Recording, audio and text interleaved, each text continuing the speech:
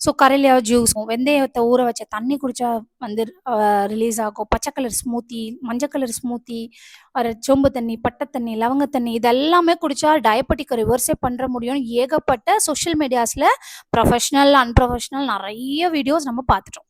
International diabetic federation and world health ஆர்கனைசேஷனோட 2023ல ஒரு எஸ்டிமேஷன்ல டாப் கண்ட்ரீஸை வந்து லிஸ்ட் அவுட் பண்றாங்க. அதுல first top country China. China வந்து 141 million people affected diabetic. And top 2ல இந்தியா இருக்கு. இந்தியா வந்து 101 million people affected type 2 diabetes.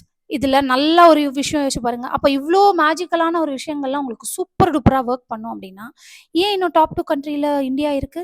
ஏன்னா இந்த டாப் 2 கண்ட்ரியோட ஸ்டேபிள் ஃபுட் என்ன தெரியுமா? ரைஸ். ஸோ இங்க ரைஸை வச்சு டயபெட்டிக் வியாபாரமாக்கப்படுதா, இல்லை டயபெட்டிக் இருக்கணும்னா ரைஸை நீங்க சாப்பிட்டுக்கிட்டே இருக்கணும்னு வியாபாரமாக்கப்படுதா? I know the answer. உங்களுக்கு தெரியுமா? Let me no.